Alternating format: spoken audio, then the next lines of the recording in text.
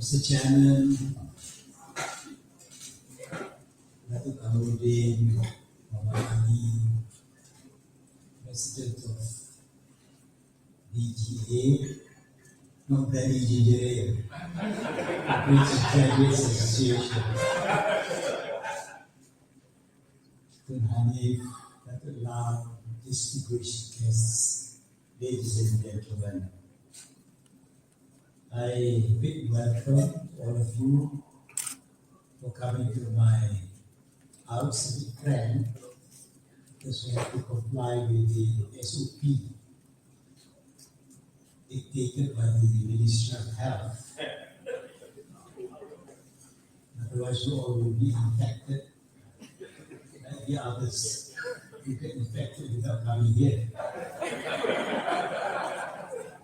But I'm very happy to see most of you here and to have a relationship with you in fellowship at one of BGA's functions.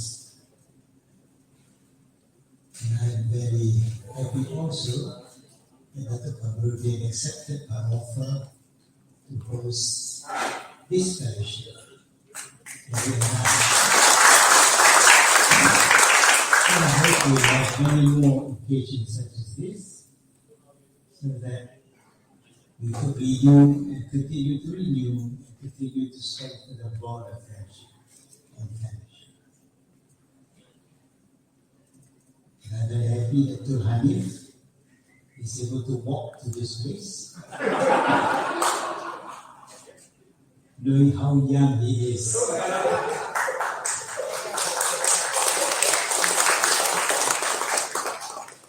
I'm of the same age, actually, but I have a little bit more hair than he has.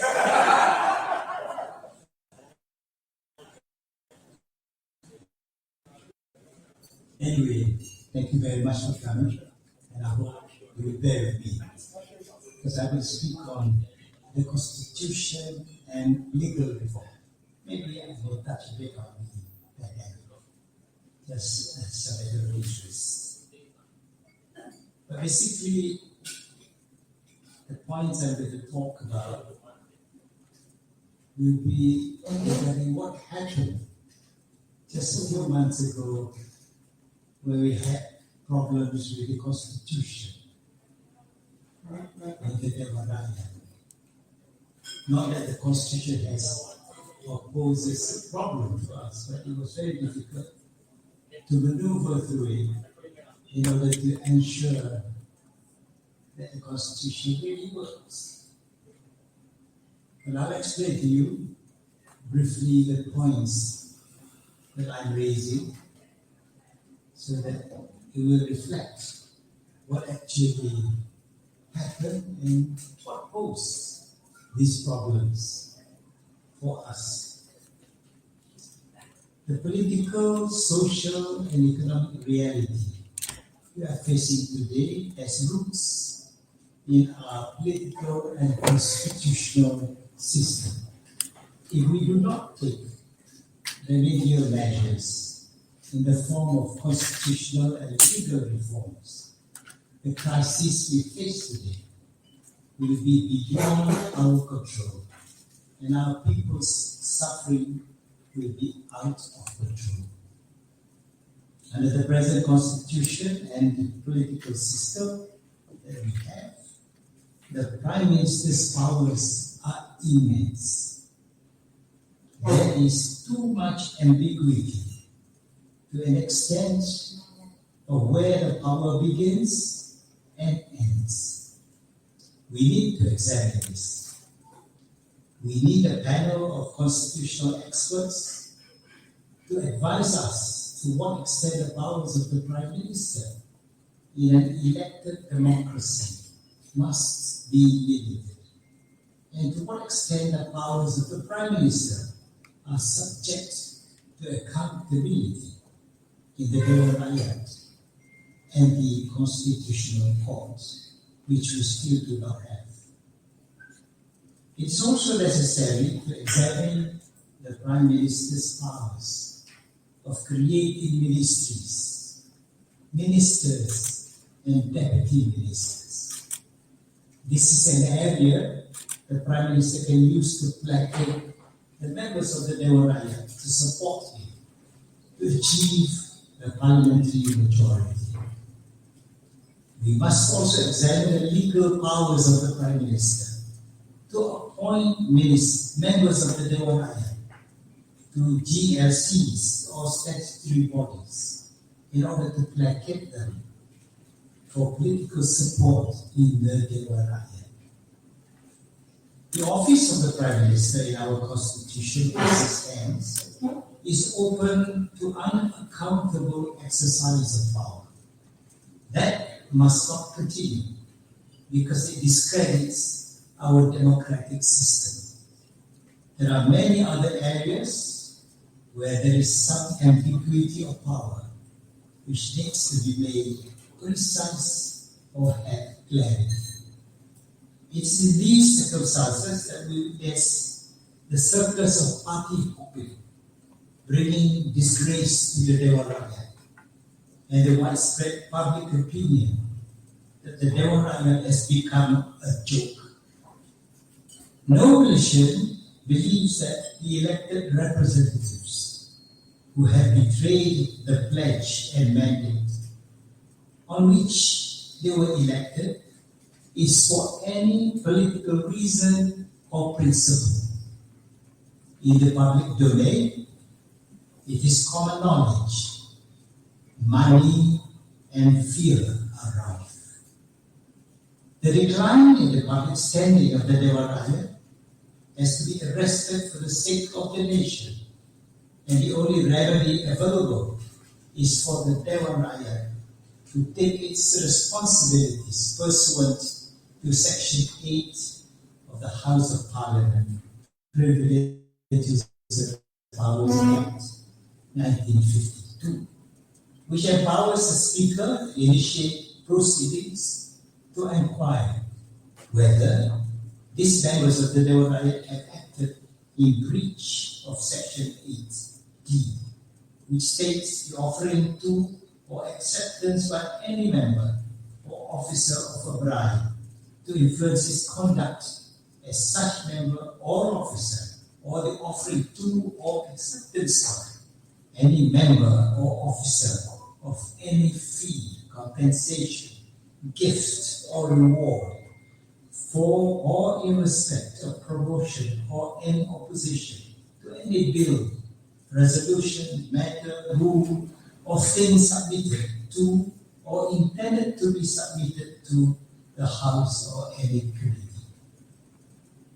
This all-important legislation is often ignored by the casual observer of Parliament, although it contains and confers on Parliament very wide powers to buttress its constitutional position as a primal organ of government.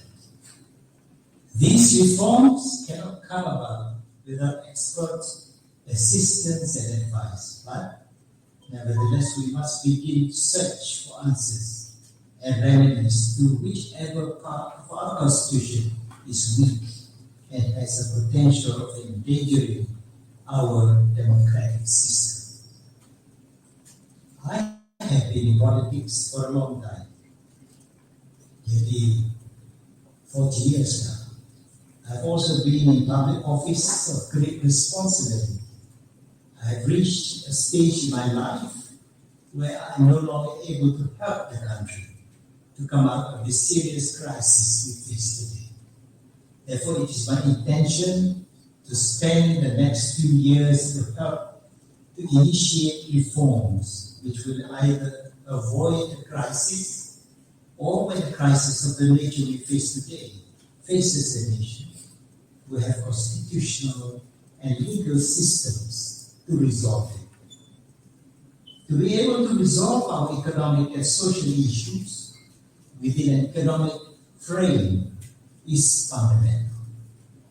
If politics fail, government fails. If government fails, we become a failed state. A failed state means we have failed the people of the nation. we must at all costs avoid them from becoming true. I therefore propose the following reforms. 1. The Constitution to be amended to establish a constitutional court that will allow direct access to resolve any political or constitutional dispute. The jurisdiction will include any matter the court considers involves a constitutional issue or democratic rights and violation of human and civil rights. 2. The establishment of an ombudsman, independent of government, who would have access to the constitutional court with the right to represent citizens on any matter of political or civil rights.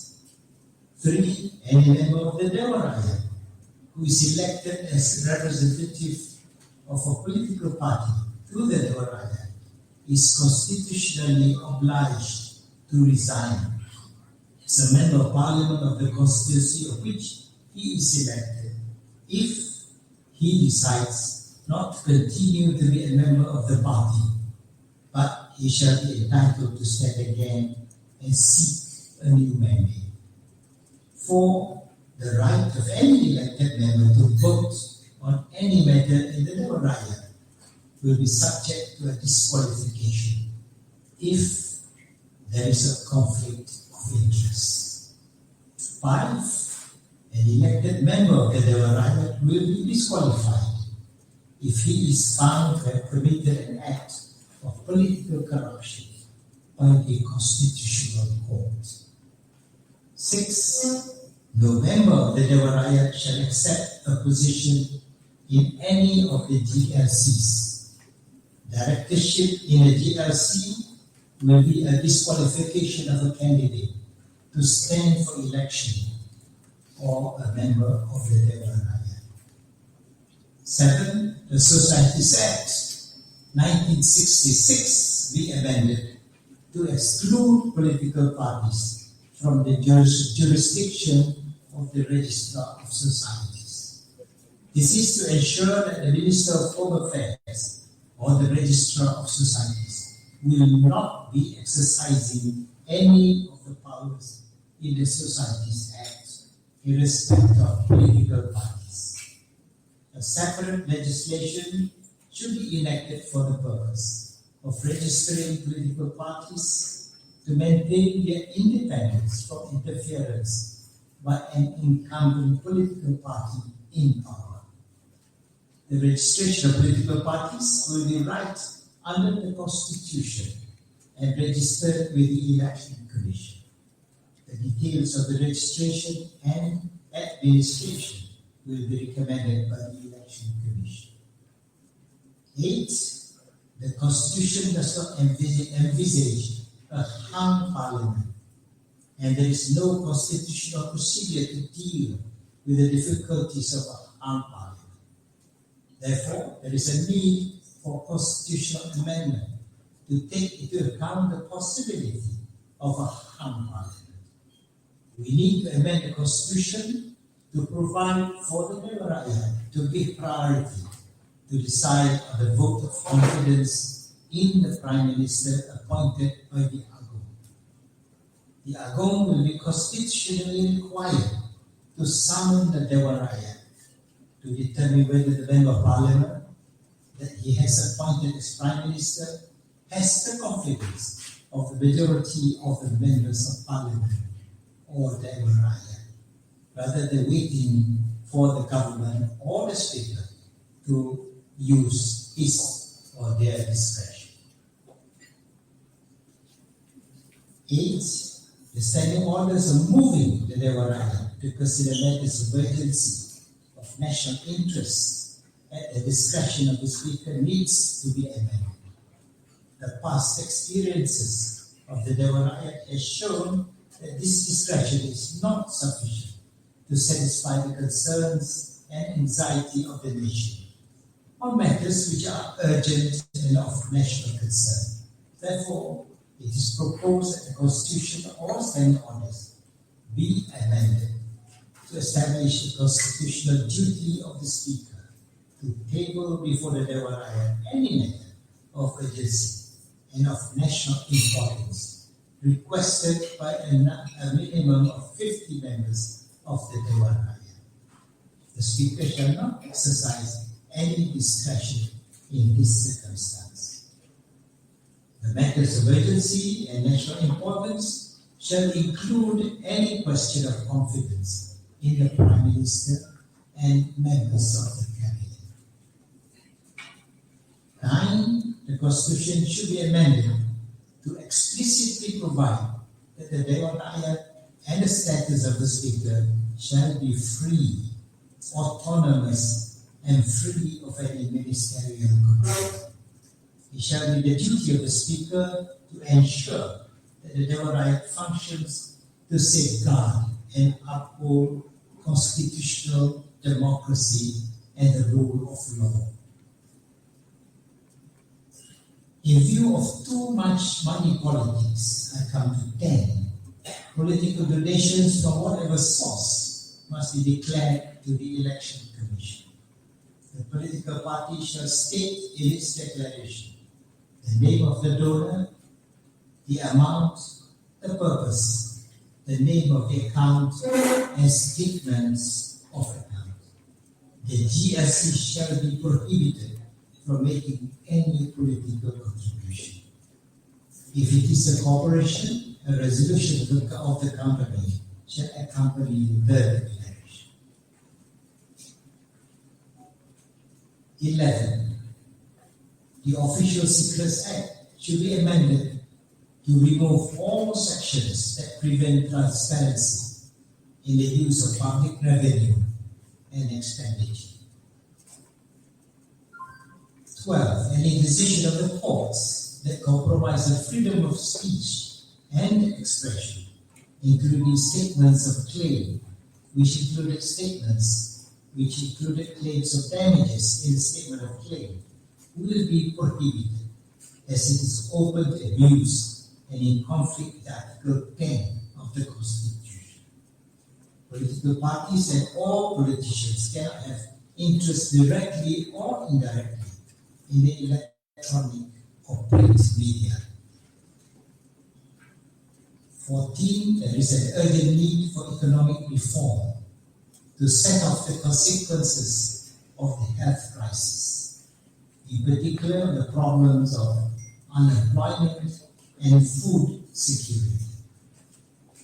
We must set up a Truth Commission, a body comprising of competent people with experience and unquestionable repute and integrity, to examine the role of Bengala and to review the Official Secrets Act, the Sedition Act, and to do away with nominees, proxies, and trusts for politicians under the Companies Act, and to review the funds and investment agencies like EPF, KWAN, KWAP, and SOXO, and to look into government expenditure and businesses and its effect on the nation and its people this past 40 years. We need to urgently reconsider our health policies. In the past, we had overemphasized the private initiative. This needs to be revised. Health is a national responsibility, and governments on behalf of people have a responsibility for public good.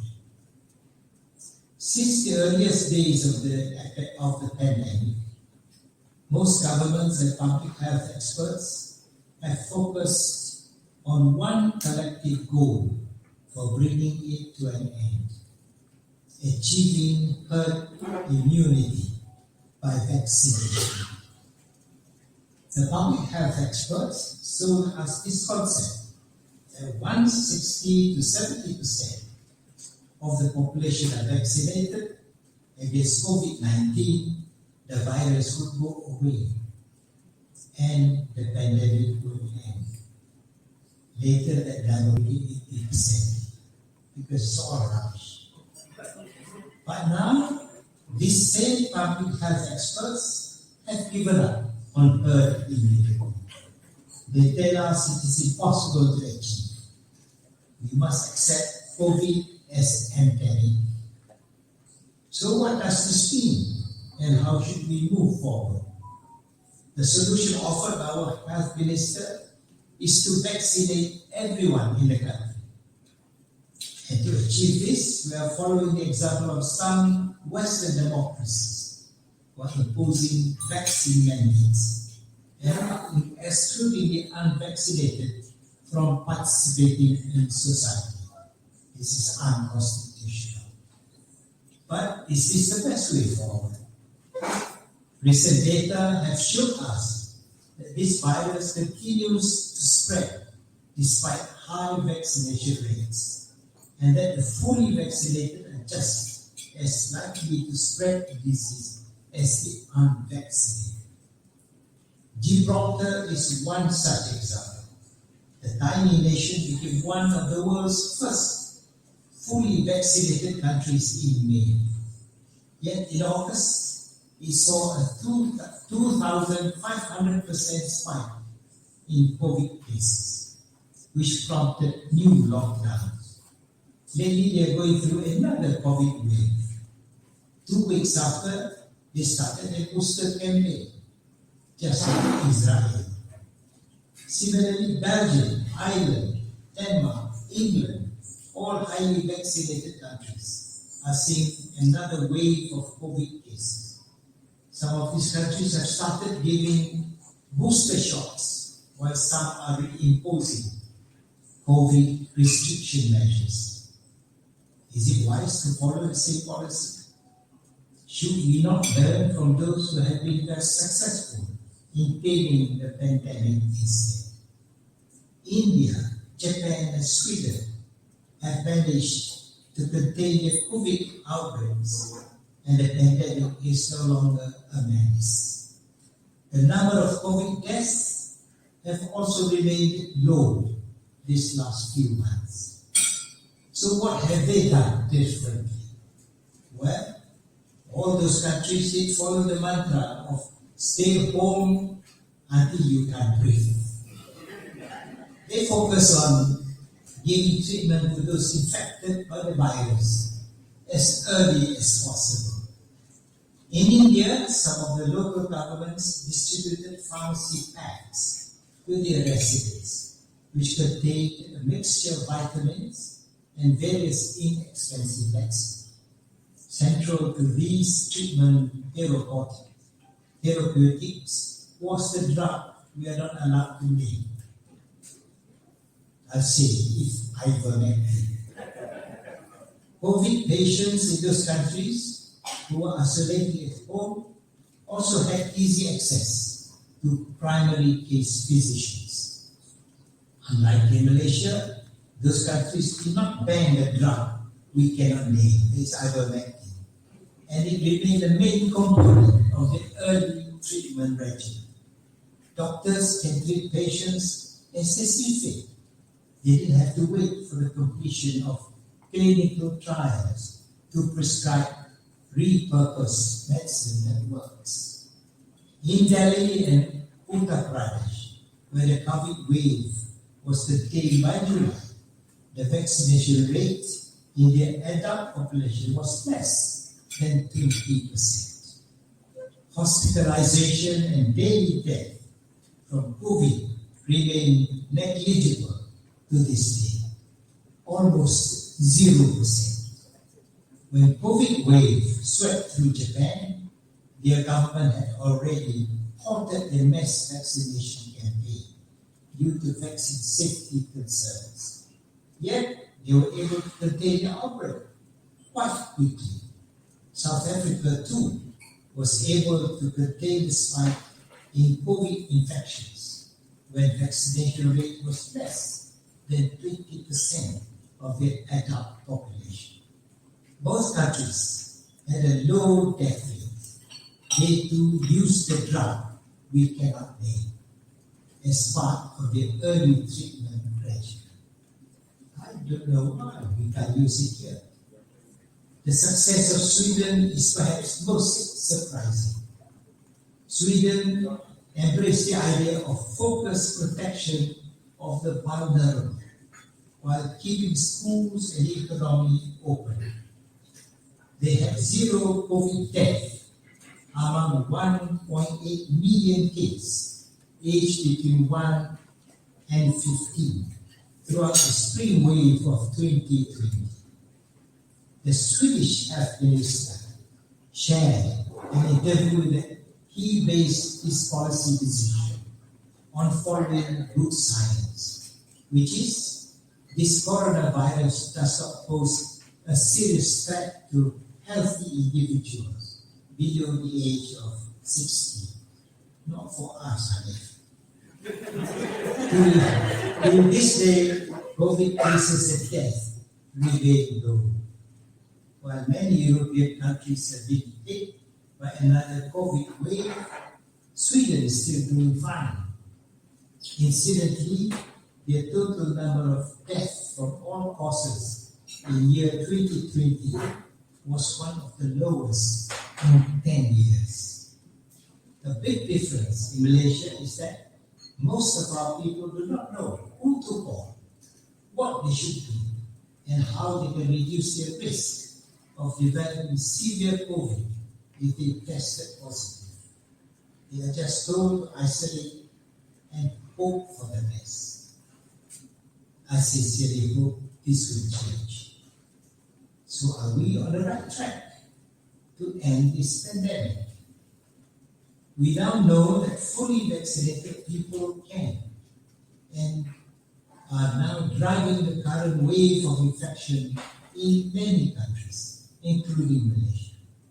So are we looking at an endless cycle of booster and vaccination in the coming months? Time will tell. In the meantime, countries where their people have a high natural immunity, like India, Nepal, South Africa, COVID is no longer a pressing national concern. Mounting evidence indicates that natural immunity is stronger and longer lasting than vaccine-induced protection. However, both the vaccine and natural immunity provide excellent protection against death. If you don't believe, let's see. While everyone can get infected, there is a huge difference in mortality between the very old and the very young. For children, the risks are lower than influenza. As with any drug or vaccine, there are always a risk of serious injury to some tiny minority. And we can't know for certain who these people might be until they have taken the shot. Hence, is there sufficient justification to force those who already have natural immunity to take a vaccine that they don't really need? And does it make sense to spend our taxpayers' money, billions of them, to vaccinate these people who have very lower risk of severe illness or death from this infection anyway? The most vaccinated continent is also the only one currently experiencing a rising wave of COVID mortality. Cases in Ireland are up 275% in the past month, even with vaccine passports, and 94% of everyone over 18 at least partially vaccinated. 3 weeks after The Atlantic, the magazine, published an article about how masks and vaccine passports were helping Germany beat COVID cases, are the highest they've ever been, and up 6,300% since early July. Belgium, 87% of all adults fully vaccinated, vaccine passports, and a mask mandate in place. Yet cases are up 504% since vaccine passports started. We Malaysians have been most disciplined and resilient in facing this crisis. We have been through these traumatic and chaotic experiences, but we still have hope for the future. We dreamed that we will develop into an Asian tiger, but the tiger ran away. We dreamed that we will be a harmonious, multiracial country, but we didn't get anywhere. And a leading sporting nation.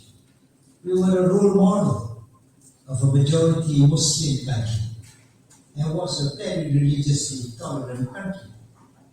We were a country with low level of corruption until somebody got greedy. We were a country with a preferred investment destination. What has happened to us? We not only have faced a health crisis, but also an economic crisis, a crisis of leadership due to a failed political system. We in fact have a crisis of confidence, a leadership crisis beyond any imaginable proportion. We have hopes and dreams of the future, and we have to take the right and proper action to achieve our dreams, because this we cannot fail. We pray in due course will be blessed with a leadership, with time-honored values, just and fair, with support and confidence to bring back stability and push progress for the future. Inshallah. Thank you.